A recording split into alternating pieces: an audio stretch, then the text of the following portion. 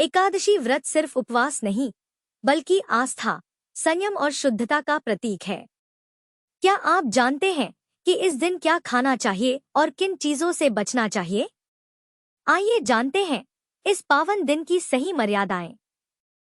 जब मन भटकता है, आंखें संसार की ओर भागती हैं, जीभ स्वाद की दासी बन जाती है और मनुष्य अपनी इंद्रियों का गुलाम बन जाता है, तब एकादशी व्रत प्रभु का वो बुलावा है जो कहता है, अब लौट आ मेरे भक्त, अब मुझे याद कर। हरे कृष्ण। आज की इस वीडियो में आप जानने वाले हैं एकादशी के व्रत में क्या खाना चाहिए और क्या नहीं खाना चाहिए।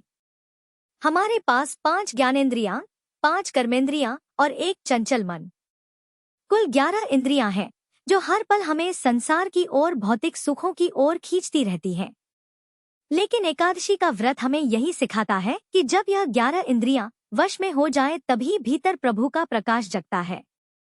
यह व्रत केवल भोजन का त्याग नहीं, बल्कि अपनी इच्छाओं को, अपनी इंद्रियों को वश में करना है। केवल भूख सहना ही नहीं, बल्कि हर इंद्रिय को भगवान की सेवा में अर्पित कर देना है। आंखों से केवल श्री हरि के दर्शन करना, जीव से केवल उनका ही नाम लेना और मन में केवल उन्हीं का स्मरण रखना, यही है सच्ची एकादशी। एकादशी का व्रत 2 तरह से रखा जाता है। एक तो पूरी तरह निर्जला और निराहार रहकर, दूसरा फलाहार और दूध और जल का सेवन करके। और इन सभी सामग्रियों को भी पेट भरने के लिए नहीं, बल्कि प्रसाद के रूप में ही ग्रहण करना चाहिए। सबसे पहले आप जिस भी सामग्री को, जिस भी प्रकार के फलाहार को ग्रहण करना चाहते हो, उसे भगवान श्री हरि को तुलसी का पत्ता रखकर जरूर भोग में अर्पित करें। उसके बाद स्वयं प्रसाद रूप में ग्रहण करें। आइए जानते हैं पहले की एकादशी व्रत में खाने योग्य कौन कौन सी सामग्री है।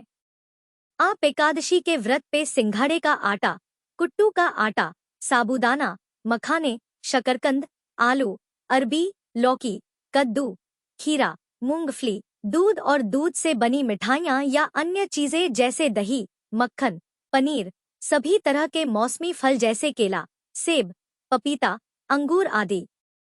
इसके अलावा आप सेंधा नमक का सेवन आवश्यकता हो तो कर सकते हैं, लेकिन साधारण नमक का प्रयोग इस दिन वर्जित माना जाता है। तेल की जगह पर शुद्ध देसी घी या फिर मूंगफली या तिल के तेल का सेवन किया जा सकता है। मिश्री, गुड़, तुलसी पत्र डालकर बना हुआ प्रसाद, यह सभी वस्तुएं आप एकादशी के व्रत में सेवन कर सकते हैं।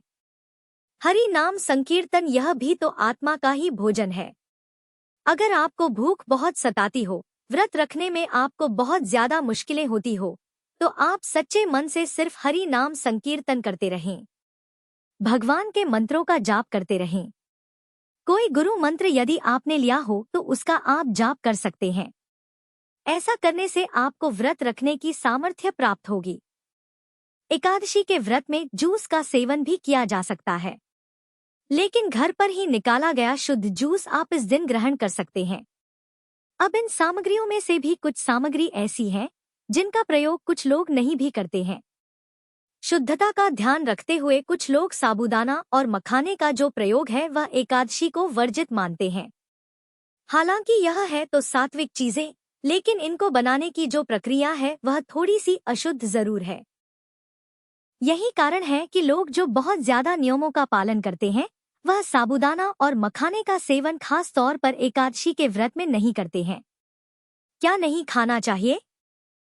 तो सबसे पहली बात, एकादशी के दिन चावल या चावल से बनी कोई भी चीज, गेहूं, मैदा, सूजी, बेसन, सभी तरह की दालें या फलियां, लहसुन, प्याज, मांस, मछली, अंडा, सामान्य नमक, तला हुआ भारी भोजन, होटल या बाजार का भोजन भी एकादशी के व्रत में वर्जित माना जाता है।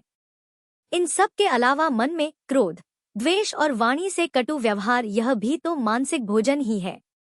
इन सब का भी त्याग एकादशी के दिन जरूर करना चाहिए। जहां तक हो सके एकादशी के व्रत में स्वयं को निर्हार रखें। बहुत अधिक आवश्यकता हो तो हल्का फुल्का सात्विक आप आहार ले सकते हैं। मन को शुद्ध रखें और हर सांस को प्रभु के नाम से भर दें। अन्नमय कोश से हटकर आनंदमय कोश की ओर जाने की पहली सीढ़ी है एकादशी। जो भक्त केवल व्रत नहीं, बल्कि प्रेम से भगवान का स्मरण करता है, वही इस दिन का सच्चा फल पाता है। श्री कृष्ण ने स्वयं युधिष्ठिर महाराज से कहा था कि जो भी भक्त श्रद्धा से एकादशी का पालन करता है वह मेरे हृदय में सदैव के लिए स्थान पा जाता है। आपका व्रत सफल हो, जीवन में सुख, शांति और समृद्धि बनी रहे, ऐसी प्रभु से प्रार्थना है। जय श्री हरि। आशा करती हूँ आपको पसंद आई होगी। अगर अच्छी लगी हो तो वीडियो को लाइक करके कमेंट बॉक्स में हरे कृष्ण जरूर लिख दीजिएगा।